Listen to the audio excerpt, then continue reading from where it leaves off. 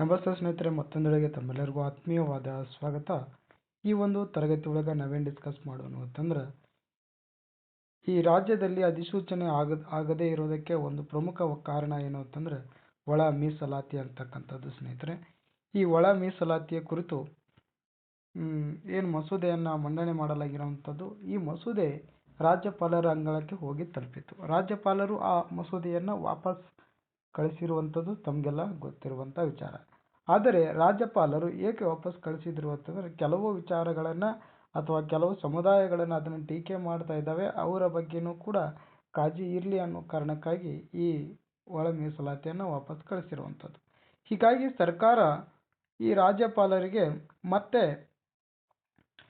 ಏನು advocate general ಅವರಿಂದ 14 ಪುಟಗಳ ವಿವರಣೆ ಸಹಿತ ಮಸೂದೆಯನ್ನು ಅಂಕಿತಕ್ಕೆ ಕಳಿಸಿದ ರಾಜ್ಯ ಸರ್ಕಾರ ಮತ್ತೆ ಏನು ಮಾಡಿದೆ ಅಂತಂದರೆ, ರಾಜ್ಯಪಾಲರಿಗೆ ಅಂಕಿತ ಹಾಕೋದಕ್ಕೆ 16 ಅವ್ರು ಏನು ಕೇಳಿರ್ತಕ್ಕಂಥ ಅಂಶಗಳ ಸ್ಪಷ್ಟೀಕರಣವನ್ನು ನೀಡಿ ವಾಪಸ್ಸು ಏನು ಮಾಡಿದೆ ಅಂತಂದ್ರೆ ರಾಜ್ಯಪಾಲರವರಿಗೆ ಏನು ಮಾಡಿದೆ, ಇದನ್ನು ಮಸೂದೆಯನ್ನು ಕಳಿಸಿರುವಂಥದ್ದು. ಈಗ ಏನು ಆಗಬಹುದು ಅಂತಂದರೆ, ರಾಜ್ಯಪಾಲರು ಇದನ್ನು ಒಪ್ಪಿಗೆ ಕೊಟ್ಟರೆ ಒಳ ಮೀಸಲಾತಿ ಜಾರಿಯಾಗುತ್ತೆ. ಯಾರೆಲ್ಲ ಇನ್ನು ಕೆಲವರು ಇದ್ರ ಬಗ್ಗೆ ಅಸಮಾಧಾನ ಇದೆ ಅವರು ಕೋರ್ಟಿಗೆ ಹೋಗ್ತಾರೆ, ಕೋರ್ಟಲ್ಲಿ ಇತ್ಯರ್ಥವಾಗುವಂಥದ್ದು ಒಂದು ಕಡೆ. ಆದರೆ ಇನ್ನೊಂದು ಕಡೆ ರಾಜ್ಯಪಾಲರು ಇದನ್ನು ಏನು ಮಾಡ್ಬೋದು ಅಂತಂದ್ರೆ ರಾಷ್ಟ್ರಪತಿ ಅವರಿಗೂ ಕೂಡ ರೆಫರ್ ಮಾಡುವಂಥ ಸಾಧ್ಯತೆ ಇರುತ್ತೆ. ಹಾಗಾದರೆ ಸ್ನೇಹಿತರೆ, ಇವತ್ತಿನ ಒಂದು ತರಗತಿ ಒಳಗೆ ನಾವು ಇದು ಪ್ರಜಾವಾಣಿಯಲ್ಲಿ ಬಂದಿರತಕ್ಕಂಥ ಒಂದು ಆರ್ಟಿಕಲನ್ನು ತಮ್ಮ ಮುಂದೆ ಪ್ರಸ್ತುತಪಡಿಸ್ತಾ ಹೋಗ್ತೀನಿ ಸ್ನೇಹಿತರೆ. ಬಹಳ ಇಂಪಾರ್ಟೆಂಟ್ ಆಗಿರುವಂಥದ್ದು. ಏಕೆ ಅಂತಂದ್ರೆ ಇದರಿಂದ ಈ ಯುವ ಜನತೆಯ ಭವಿಷ್ಯ ನಿರ್ಧಾರವಾಗುವಂತಹ ಸಾಧ್ಯತೆ ಇದೆ ಸ್ನೇಹಿತರೆ. ಸುಮಾರು ವರ್ಷಗಳ ನಂತರ ಈ ಕಾಲ್ಫರ್ಮ್ ಆಗಬೇಕು ಅಂತ ಒಂದು ಸರ್ಕಾರ ಹೋಯಿತು, ಮತ್ತೊಂದು ಸರ್ಕಾರ ಬಂದಾದರೂ ಕೂಡ 2.5 ವರ್ಷ ಕಳೆದರೂ ಕೂಡ ಇನ್ನೂ ಯಾವುದೇ ರೀತಿಯಾಗಿರ್ತಕ್ಕಂಥ ಹೊಸ ಅಧಿಸೂಚನೆಗಳು ಬರ್ತಾ ಇಲ್ಲ. ಸೊ ಹಾಗಾಗಿ ಈ ಒಳ ಮೀಸಲಾತಿ ಕುರಿತು ಇರ್ತಕ್ಕಂಥ ಏನಿದೆಯಲ್ಲ ಗೊಂದಲಗಳಿದ್ದಾವಲ್ಲ, ಆ ಗೊಂದಲಗಳ ಕುರಿತು ಈಗ 14 ಅಂಶಗಳನ್ನು ಸ್ಪಷ್ಟೀಕರಣ ನೀಡಿರುವಂಥದ್ದು. ಸೊ ಅವು ಯಾವುವು ಅಂತ ನೋಡೋಣ. ನೋಡಿ, ಅವ್ರು ಹೇಳ್ತಾ ಹೋಗ್ತಾರೆ, ತಾವಿಲ್ಲಿ ಗಮನಿಸ್ಬೋದು, ಪರಿಶಿಷ್ಟ ಜಾತಿ ಪಟ್ಟಿಯಲ್ಲಿರುವ ಕೆಲವು ಜಾತಿಗಳನ್ನು ಪ್ರಾತಿನಿಧ್ಯದ ಕೊರತೆ ಮನಗಂಡು ಸುಪ್ರೀಂ ಕೋರ್ಟಿನ ತೀರ್ಪಿನಂತೆ ಮರು ವರ್ಗೀಕರಣ ಮಾಡಲಾಗಿದೆ ಅಂತ ಹೇಳ್ತಾ ಇದ್ದಾರೆ. ಹೈಕೋರ್ಟಿನ ನಿವೃತ್ತ ನ್ಯಾಯಮೂರ್ತಿಯಾಗಿರ್ತಕ್ಕಂಥ ಎನ್ ನಾಗಮೋಹನ್ ದಾಸ್ ನೇತೃತ್ವದಲ್ಲಿ ಏಕಸದಸ್ಯ ಆಯೋಗ ಪರಿಶಿಷ್ಟ ಜಾತಿಗಳ ಸಮೀಕ್ಷೆಯಡಿಯಲ್ಲಿ ಸಂಗ್ರಹಿಸಲಾದ ದತ್ತಾಂಶಗಳನ್ನು ಪರಿಶೀಲಿಸಿ ತಜ್ಞರ ನೆರವು ಪಡೆದು ವರದಿ ಸಲ್ಲಿಸಿದೆ. ವರದಿಯು ಯಾವುದೇ ಒಂದು ಸಮುದಾಯದ ವಿರುದ್ಧವಾಗಿಲ್ಲ. ಎರಡನೇ ಸ್ಪಷ್ಟತೆಯನ್ನು ಕೊಡ್ತಾರೆ. ಇನ್ನು ಮೂರನೇ ಸ್ಪಷ್ಟತೆಯನ್ನು ಕೊಡ್ತಾರೆ ಅಂತಂದ್ರೆ, ಆಯೋಗದ ವರದಿಯ ಕುರಿತು ಸಚಿವ ಸಂಪುಟ ವಿಶೇಷ ಸಭೆಯಲ್ಲಿ ಚರ್ಚಿಸಿ ವರದಿಯಲ್ಲಿ ಕೆಲವು ಗೊಂದಲಗಳನ್ನು ಸರಿಪಡಿಸಲು ನಿರ್ಧರಿಸಿತು. ಸಂಪುಟವು ತನ್ನದೇ ಆದ ಯೋಚನೆಯಿಂದ 101 ಪರಿಶಿಷ್ಟ ಜಾತಿಗಳ ಹಿತಾಸಕ್ತಿಯನ್ನು ಗಮನದಲ್ಲಿಟ್ಟುಕೊಂಡು 3 ಗುಂಪುಗಳನ್ನಾಗಿ ವರ್ಗೀಕರಣ ಮಾಡಿದೆ ಅಂತ ಹೇಳ್ತಾ ಇದ್ದಾರೆ. 3 ಗುಂಪುಗಳನ್ನಾಗಿ ವರ್ಗೀಕರಣ ಮಾಡಲಾಗಿದೆ ಅಂತ ಹೇಳ್ತಾರೆ. ಸಂಪುಟ ನಿರ್ಧಾರದಂತೆ ABC ಅಂಥೇಳಿ ಗುಂಪುಗಳನ್ನು ಮಾಡಿ ರೋಸ್ಟರ್ ಬಿಂದುವಿನಿಂದ ನಿಗದಿಪಡಿಸಲಾಗಿದ್ದು, 100 ಬಿಂದುಗಳ ರೋಸ್ಟರ್ನಲ್ಲಿ ಎಲ್ಲ ಸಮುದಾಯಗಳಿಗೆ ಅವಕಾಶ ನೀಡಲಾಗಿದೆ. ಯಾವುದೇ ಜಾತಿ ಮತ್ತು ಗುಂಪುಗಳನ್ನು ಇದರಲ್ಲಿ ಹೊರಗಿಟ್ಟಿಲ್ಲ ಅಂತ ಹೇಳ್ತಾ ಇದ್ದಾರೆ. ಮತ್ತೆ ಇನ್ನೊಂದು ವಿಚಾರವನ್ನು ಹೇಳ್ತಾ ಇದ್ದಾರೆ, ಸಿ ಗುಂಪಿನಲ್ಲಿ ಬರ್ತಕ್ಕಂಥ 56 ಸಮುದಾಯಗಳಿಗೆ ಸರಿಯಾದ ಪ್ರಾಧಾನ್ಯತೆ ಖಚಿತಪಡಿಸಲು ಒಳ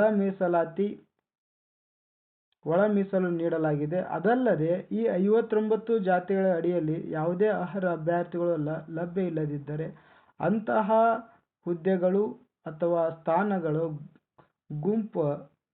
ಸ್ಥಾನಗಳನ್ನು ಗುಂಪು ಸಿಯಲ್ಲಿ ಇತರ 4 ಜಾತಿಗಳಿಂದ ಭರ್ತಿ ಮಾಡಿಕೊಳ್ಳಬೇಕೆಂದು ಮಸೂದೆಯಲ್ಲಿ ತಿಳಿಸಲಾಗಿದೆ ಅಂತ ಹೇಳ್ತಾರೆ. ಸೊ ಇದೆಲ್ಲ ತಮಗೆ ಅರ್ಥ ಆಯಿತು ಅಂತ ಭಾವಿಸ್ತೀನಿ ಸ್ನೇಹಿತರೆ. ನೋಡಿ, ಅದಾದ ನಂತರ ಸಂಪೂರ್ಣವಾಗಿರ್ತಕ್ಕಂಥ ಮಾಹಿತಿ ಇದರಲ್ಲಿ ಕೊಟ್ಟಿದ್ದಾರೆ. ಇಲ್ಲಿ ಮತ್ತೆ ಅವ್ರು ಏನು ಕೇಳಿದ್ರು, ರಾಜ್ಯಪಾಲರು ಕೇಳಿರ್ತಕ್ಕಂಥ ಪ್ರಶ್ನೆಗಳಿಗೆ ಉತ್ತರಿಸ್ತಾ ಹೋಗಿರ್ತಕ್ಕಂಥ ಅಡ್ವೊಕೇಟ್ ಜನರಲ್ ಆಗಿರ್ತಕ್ಕಂಥ ಶಶಿಕುಮಾರ್ ಶೆಟ್ಟಿರವರು ಇದು ಸಂಪೂರ್ಣವಾಗಿರ್ತಕ್ಕಂಥ 14 ಪುಟಗಳ ವಿವರಣವನ್ನು ರಾಜ್ಯಪಾಲರಿಗೆ ಕಳಿಸಿರುವಂಥದ್ದು.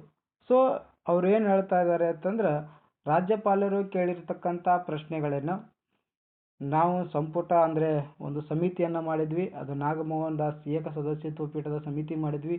ಆ ಸಮಿತಿ ಕೊಟ್ಟಿರ್ತಕ್ಕಂಥ ಡಾಟಾವನ್ನು ಸಚಿವ ಸಂಪುಟದಲ್ಲಿ ಚರ್ಚೆ ಮಾಡಿ ಈ ಮೀಸಲಾತಿಯನ್ನು ತಂದಿದ್ವಿ ಅಂತ ಹೇಳಿ ಇದರೊಳಗೆ ಒಟ್ಟಾರೆಯಾಗಿ ಅವರು ಹೇಳಿರುವಂಥದ್ದು. ನಾನು ಇದನ್ನು ಸಂಪೂರ್ಣವಾಗಿ ಓದಿದ್ದೀನಿ ಸ್ನೇಹಿತರೆ. ಈಗ ಓದ್ತಾ ಕೂತ್ರೆ ನಿಮಗೆ ಸಮಯ ಆಗ್ತದೆ. ಸೊ ಆಮೇಲೆ ಇಲ್ಲಿ ಬಹಳ ಪ್ರಮುಖವಾಗಿರ್ತಕ್ಕಂಥ ನೋಡಿ, ಇನ್ನೊಂದು ಉಲ್ಲೇಖ ಮಾಡ್ತಾರೆ. ಪಂಜಾಬ್ ಸರ್ಕಾರದ ಗೋವಿಂದ್ ಸಿಂಗ್ ನಡುವಿನ ಪ್ರಕರಣ ವಿಚಾರಣೆ ನಡೆಸಿದ ಸುಪ್ರೀಂ ಕೋರ್ಟ್ ಏನು ಹೇಳಿತ್ತು ಅಂತಂದ್ರೆ,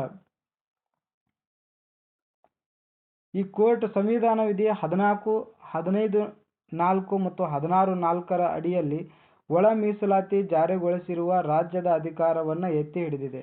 ಸೊ ಯಾಕೆ ನಾವು ಇದನ್ನ ಒಳ ಮೀಸಲಾತಿಯನ್ನು ನಾವು ಮಾಡ್ತಾ ಇದ್ದೀವಿ ಅಂತ ಹೇಳ್ತಾ ಇದ್ದಾರೆ. ಏನು ಪಂಜಾಬ್ ಸರ್ಕಾರದ ಮತ್ತೆ ಏನು ಕೇಸ್ ಇತ್ತಲ್ಲ, ಅದು ಯಾವ್ಯಾವ ಕೋರ್ಟಲ್ಲಿ, ಆ ಕೋರ್ಟಿನ ಆದೇಶ ಏನು ಹೇಳುತ್ತೆ ಅಂದರೆ, ಸಂವಿಧಾನದ ವಿಧಿಯ 14 ಮತ್ತು 15(4) ಮತ್ತು ಅದೇ ರೀತಿ 16(4) ಅಡಿಯಲ್ಲಿ ಮೀಸಲಾತಿ ಜಾರಿಗೊಳಿಸಲು ರಾಜ್ಯ ಸರ್ಕಾರಕ್ಕೆ ಅಧಿಕಾರ ಇದೆ.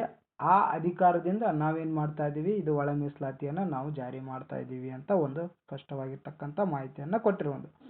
ಇನ್ನು ರಾಜ್ಯ ಮತ್ತು ಕೇಂದ್ರ ಸರ್ಕಾರ ಅಂಗೀಕರಿಸಿದ ಯಾವುದೇ ಶಾಸನವನ್ನು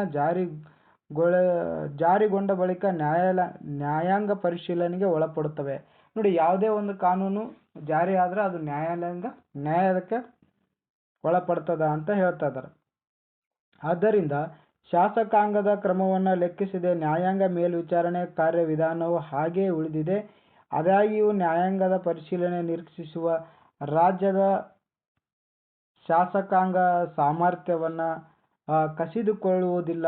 ನ್ಯಾಯಾಂಗ ಪರಿಶೀಲನೆ ಮತ್ತು ಶಾಸಕಾಂಗ ಪ್ರಕ್ರಿಯೆಗೆ ಅಡ್ಡಿ ಇಲ್ಲ ಎಂದು ಹೇಳಿದ್ದಾರೆ.